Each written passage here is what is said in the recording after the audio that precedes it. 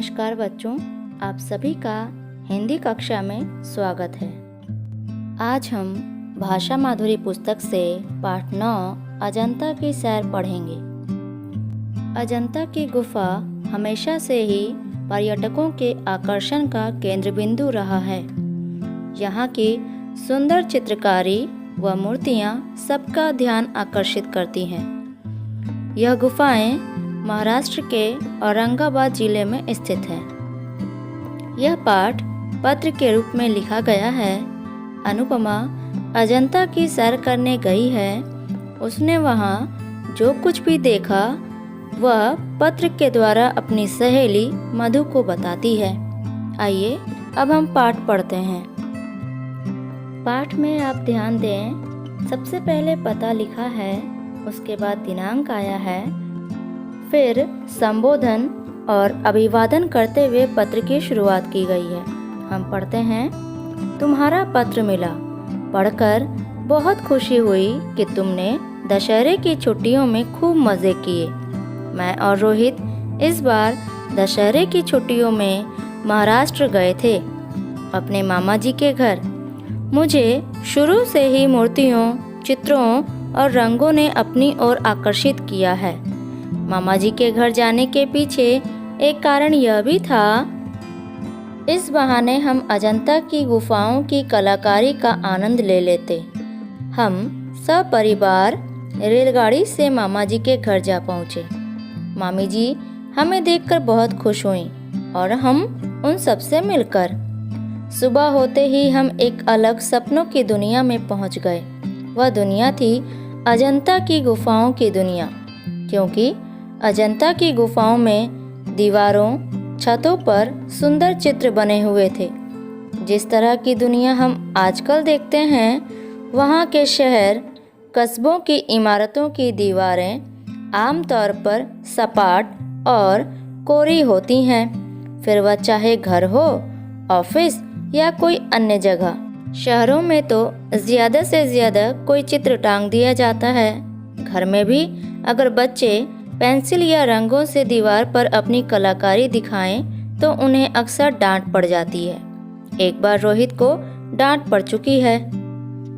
लेकिन अजंता की गुफाओं की दीवारों, छतों को देखकर ऐसा लगता है कि लोगों को कोरी दीवारें बिल्कुल पसंद नहीं थीं। तब लोग अत्यधिक प्रकृति प्रेमी थे। दरअसल अजंता की गुफाएं एक अत्यंत रमणीक जगह पर बनी हुई हैं। गुफाओं के अंदर, गुफाओं के भीतर बड़े बड़े कमरे, मंदिर और सभागृह हैं। इन्हीं की छतों और दीवारों पर चित्र और मूर्तियां बनी हुई हैं। ये गुफाएं अलग अलग समय में बनी हैं। कुछ गुफाएं 2000 साल पुरानी हैं तो कुछ लगभग 1600 साल पुरानी। पढ़े गए अंशों को समझ लेते हैं। यह पत्र अनुपमा ने मधु को लिखा है और वह कहती है कि उसे मधु का पत्र मिला, जिसे पढ़कर उसे बहुत खुशी हुई कि वे लोग दशहरे की छुट्टियों में खूब मस्ती किए। अब यह बताती है कि यह और इसके भाई दशहरे की छुट्टियों में महाराष्ट्र गए थे, जहां उनके मामा जी का घर है। अनुपमा शुरू से ही मूर्तियों, चित्रों और रंगों को खूब पसंद करती है। ये सब उसका ध्यान आकर्षित करते हैं।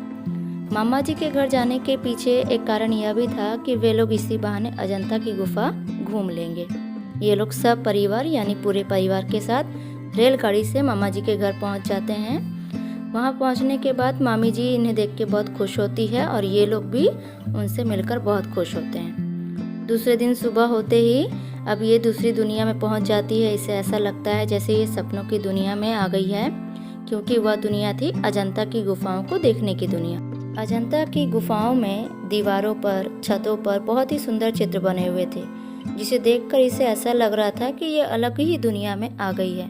क्योंकि साधारणतः अभी के समय में या शहर हो या कस्बा हो, सभी के घर के दीवार कैसे होते हैं, सपाट होते हैं, यानी बिल्कुल एक समान होते हैं, और वह कोरी होती है, यानी उन दीवारों पर कोई चित्र बने हुए नहीं होते हैं, चाहे वह घर हो या ऑफिस हो या कोई अन्य जगह हो। ज़्यादा से ज़्यादा हम क्या करते हैं शहरों में कि हम घर के दीवारों पर कोई चित्र टांग देते हैं। अक्सर रोहित को भी इस वजह से कई बार घर पर डांट पड़ पर अजंता की गुफाओं की दीवारों और छतों को देखकर उसे ऐसा लगता है जैसे उस समय के लोगों को कोरी दीवार यानी खाली दीवार पसंद नहीं थी।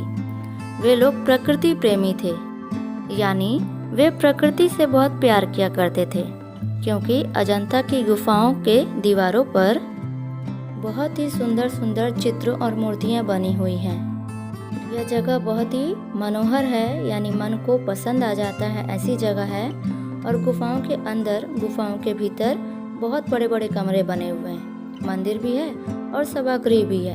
ये गुफाएं अलग अलग समय में बनी हुई हैं। कुछ गुफाएं वह बताती है कि 2000 साल पुरानी है, तो कुछ लगभग 1600 साल पुरानी है।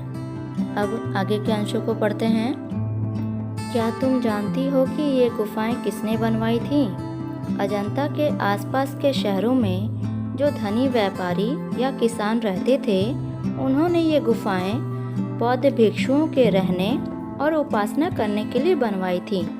दरअसल बौद्ध भिक्षुओं को इन गुफाओं में रहकर पढ़ना पढ़ाना, ध्यान लगाना पसंद था। अजंता की गुफाओं में ये चित्र और मूर्तियाँ किसने बनवाई, इस बारे में कई तरह के विचार हैं। कुछ लोगों का कहना है कि ये चित्र बौद्ध भिक्षुओं ने बनवाए हैं, तो कुछ का कहना है कि जिन व्यापारियों और किसानों ने ये गुफाएं बनवाई थीं, उन्हीं लोगों ने अपनी पसंद के चित्रकारों, शिल्पकारों से इन गुफाओं की सजावट का काम करवाया। मुझे इस बारे में दिलचस्पी थी कि अजंता के चित्रों के मुख्य विषय क्या हैं।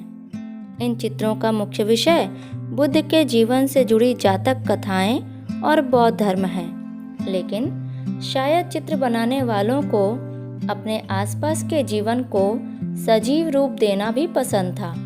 इसलिए चित्रों में जंगल, जानवर, लोग, राजा रानी आदि को बखूबी चित्रित किया गया है। अजंता के चित्रों को देखकर एक और बात पता चलती है, वह यह कि उन दिनों लोग अपने जीवन व उसकी बातों से बहुत लगाव रखते थे। यह भी पता चलता है कि वे लोग लंबी और पतली आंख को सुंदर मानते थे। चित्रों से उस समय के रहन सहन, पहनावे, हाव भाव आदि का भी पता चलता है। रोहित ने बताया, अजंता में बने चित्रों के रंग खनिजों से बने हैं, इसलिए वे आज भी कुछ समय पुराने ही लगते हैं। चित्रों में लाल रंग के लिए गेरू, पीले के लिए प्योड़ी और सफ़ेद रंग के लिए चूने का प्रयोग किया गया था। इन्हें पीसकर गोंद के साथ मिलाकर तैयार किया जाता था। नीले रंग के लिए लेपिस लजूली नाम के पत्थर का उपयोग किया गया। यह पत्थर अफगानिस्तान से मंगवाया गया, लेकिन इस नीले रंग का प्रयोग बहुत ज्यादा नहीं है। अजंता में सबसे अधिक हरे रंग का प्रयोग हुआ है। हरा रंग बनाने के लिए ग्लूकोनाइट नाम के पत्थर का प्रयोग किया गया, जो आसपास के पहाड़ों पर मिल जाता था। कुछ रंगों को बनाने के लिए पौधों का भी प्रयोग किया गया, जैसे होठों के लिए लाल रंग, लेकिन ये लाल रंग तो अब उड़ गया है। पौधों से बनने वाले रंग जल्दी उड़ जाते थे। वास्तव में अजंता के चित्रों को कई लोगों ने मिलकर बनाया है। कुछ कलाकार केवल मानव आकृतियां बनाते थे, तो कुछ जानवरों के ही चित्र बनाते थे। कुछ पेड़ पौधों के चित्र बनाते थे, तो कुछ चित्रों में रंग भरने का काम करते थे। अजंता के चित्र अनेक कलाकारों की मिलीजुली प्रतिभा के उत्कृष्ट नमूने हैं।